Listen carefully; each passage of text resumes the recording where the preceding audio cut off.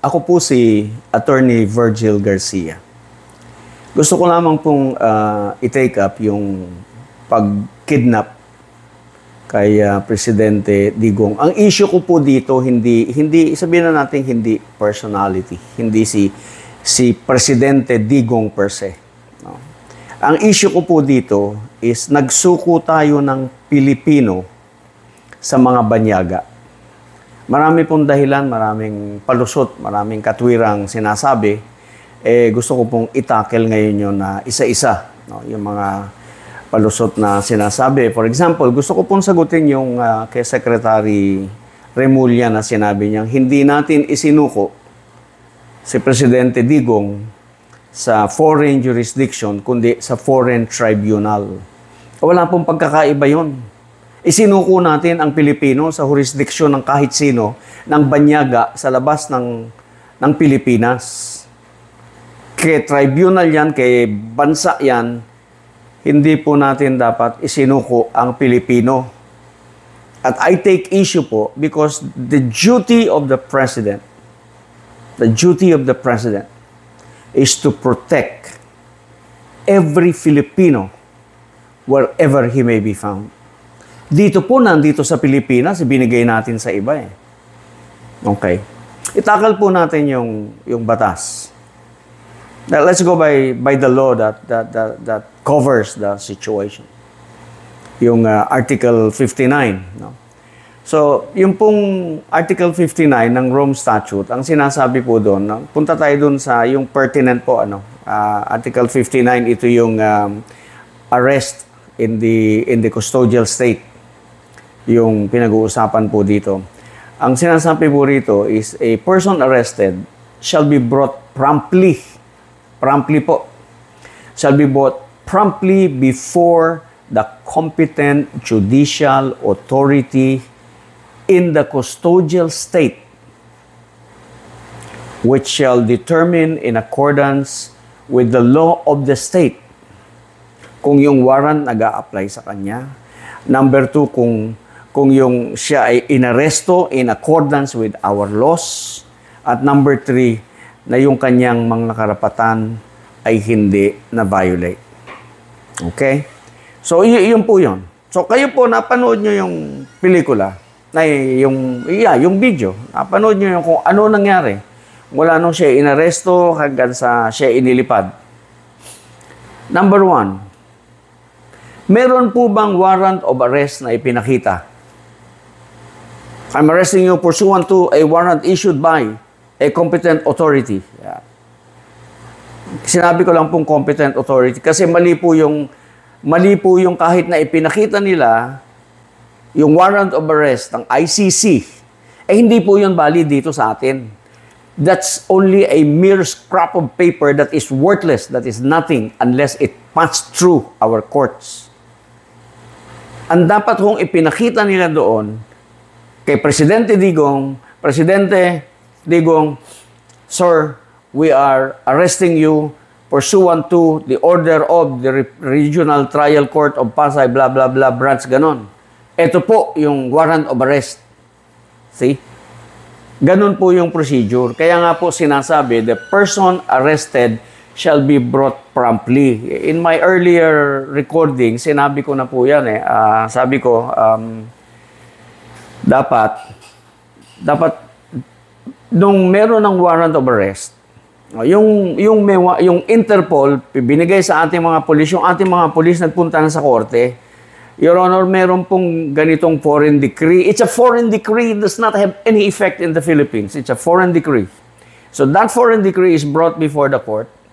Pag-uusapan nila yun. Magpipresenta yung abogado nila doon sa korte para i-recognize yung warrant na in-issue ng ICC. Magkakaroon po ng pagdinig doon. Sasabihin ng korte, teka muna, hindi na tayo miyembro dyan eh. Bakit natin i-recognize yan? So magkakaroon tayo ng paliwanagan. Assuming that the court will agree with you, the court will issue the warrant of arrest para magkaroon ng visa. Hindi yung warrant nila. Walang visa yun. See? So you are going to arrest President Digong pursuant to a valid warrant of arrest issued by a local court. Alright? So that did not happen. Mali po yan. That did not happen. Maliban sa hanggang sa lilipad na lang yung tao, wala naman silang maipakitang warrant of arrest ng ICC. Which is, like I said, just a mere scrap of paper. See?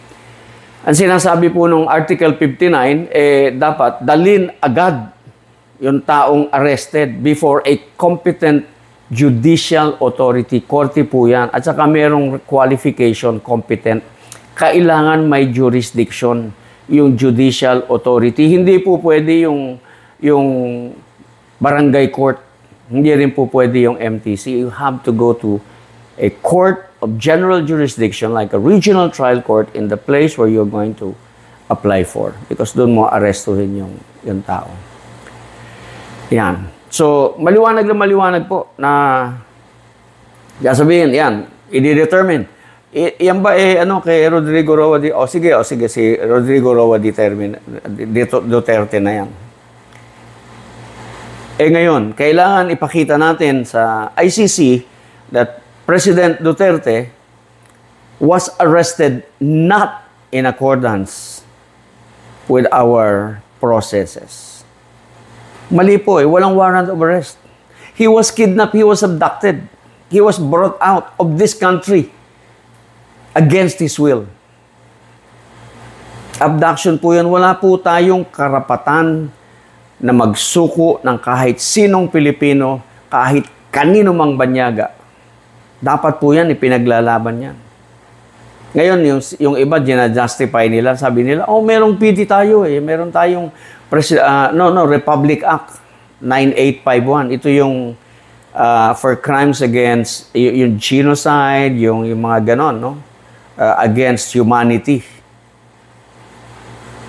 So, gina-justify nila na sabi nila doon sa provision nung PD na yon sa Article 7 Section 17, ang sinasabi doon is in the interest of justice. Kaming ganon.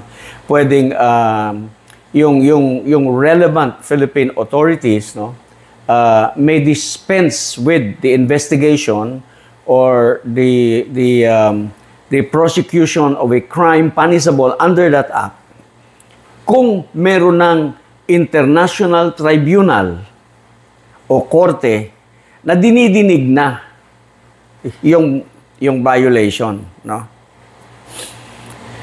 Una muna, bakit mo isusuko doon? Gumagana naman ang korte natin. Bakit mo dadalhin sa kung saan? Bakit hindi mo dito litisin? Dahil dito naman na-commit yan at gumagana ang mga korte natin. Our judicial system, our prosecutorial system, they're all functional. They're all working very well. So, bakit mo ibibigay sa ibang jurisdiction? Bakit mo ibibigay sa mga banyaga ang Pilipino? Ngayon, sinasabi doon, pwedeng isuko or extradite. Yun yung sinasabi sa batas. Ang sinasabi sa batas is the authorities may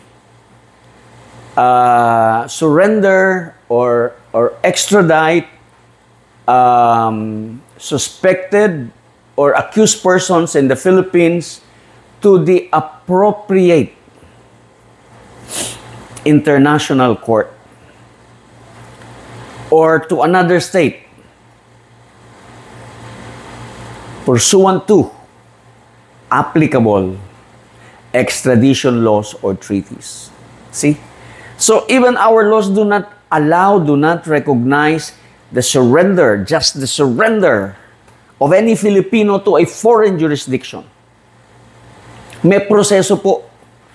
Hindi pagbaba ng isang eroplano, idadali mo sa Villamor Air Base, isasakay mo sa eroplano at ililipad mo. No, that is a violation. Kahit po sinong nagsasalita dyan na dinedepensa ang administrasyon, hindi po tama ang sinasabi ninyo.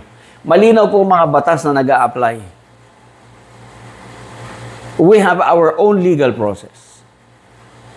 In the first place, these crimes, assuming they happen, are triable locally. Pwede dito. Tapos, applicable extradition laws or treaties. Wala nga tayong treaty. Wala rin tayo extradition doon. Nabi niyo bibigay. One thing is clear. Let me tell you, with all due respect to all of you, no, Secretary Remulla, and whoever is going around trying to justify this very, very serious blunder of the President, I am telling you, Your Honor, Mr. President, Your Excellency, sir, you have just committed a culpable violation of our Constitution by surrendering a Filipino without due process of law to a foreign jurisdiction. Maliwanag po yan. That is a very, with all due respect to you, sir. Hindi po ganon. I mean, you know, a Filipino, hindi po nyo dapat isinuko kahit kanino yan. Ipinaglalaban po yan dito. Si Netanyahu po meron na, una pang na-issue ng warrant of arrest. So, yun lang po. Gusto ko lamang pong paliwanag. Pursuant to the laws, to the rules, the Rome Statute, hindi pwede yung ginawa ng ating gobyerno. They cannot. Hindi po papasa doon sa Article 59. We have grossly violated the rights of former president. A former president. Ganyan ba natin tratuhin? Former president. We have violated, so grossly violated his rights. Tapos proud pa tayo. Proud that we did this. Wala pong personalan, kahit na walang personality, I just refer to him as a Filipino. Illegally surrendered to a foreign jurisdiction by the authority mismo, by his own government. Anong klase po ito yan? Hindi po yan eh. So as I was saying, under the rules, under the procedures of Article 59 of the Rome Statute, hindi pwede yung ginawa natin. We have our own laws. Republic Act 9851. Hindi rin po pwede. May proseso, may procedure po.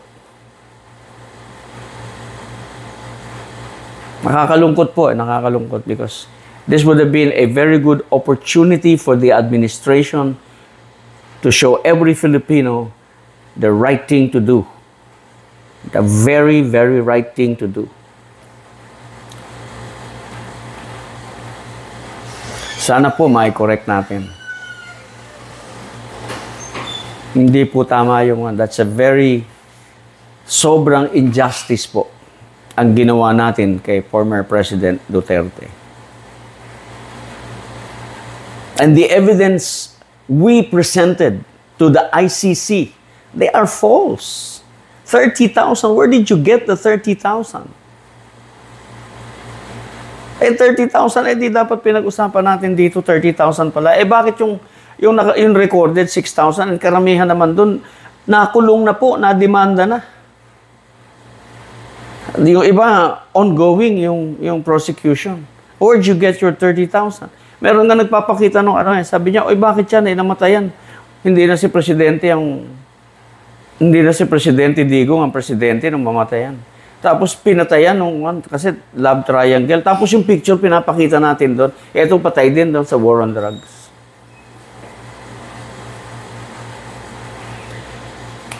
Paumanhin po sa mga... Pero sinasabi ko lang po talagang I hope we can correct this injustice.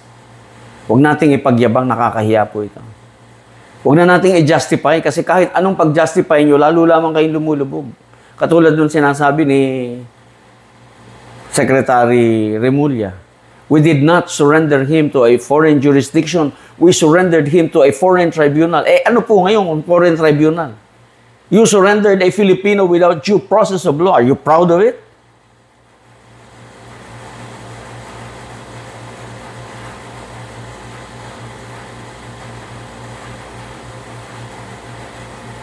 A Filipino A Filipino life is very important.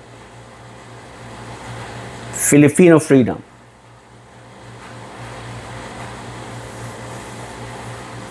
Salamat po. Muli po, ako po, si Attorney Virgil Garcia. Pinaninindigan ko po ang mga sinabi ko rito. Wala po akong gustong i-malign, wala po akong gustong hiyain, wala po akong gustong siraan. Sinasabi ko lamang po ang katotohanan according to my perception as a lawyer. I value a Filipino life, a Filipino freedom. And yung po ang pinag-ingit-ngit ko, gobyerno natin na nagsuko without due process of law sa isang Filipino. Sige po. Magandang araw po sa inyong lahat.